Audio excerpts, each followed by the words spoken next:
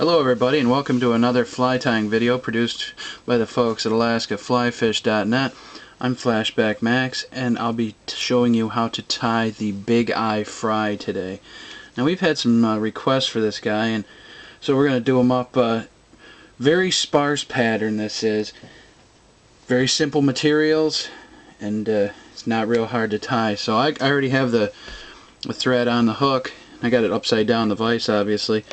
So I just start with some Flashaboo back here by the bend and wrap it up. This is like a hopper hook for terrestrial fishing, but I don't know, I just like the way this looks at the end versus having it straight. I mean, I don't know how many perfectly straight salmon fry there are, but I guess it could be a few.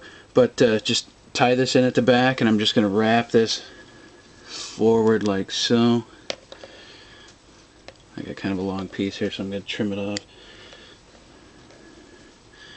And this will basically create kind of like a little glistening body for us to base ourselves off of here.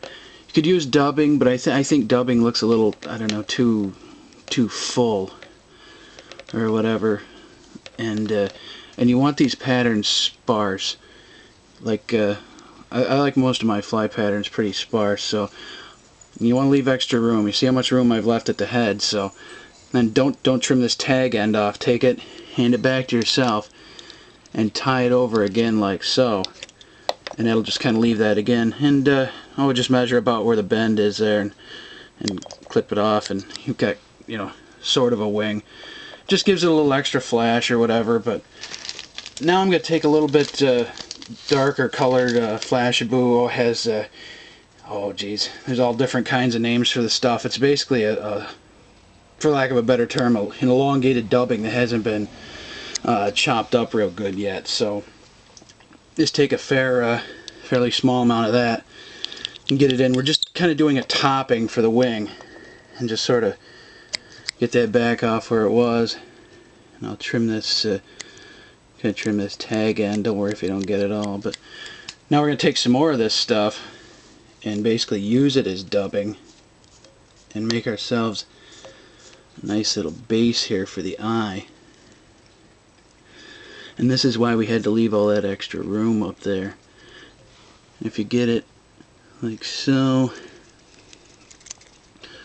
tie yourself a nice little head there.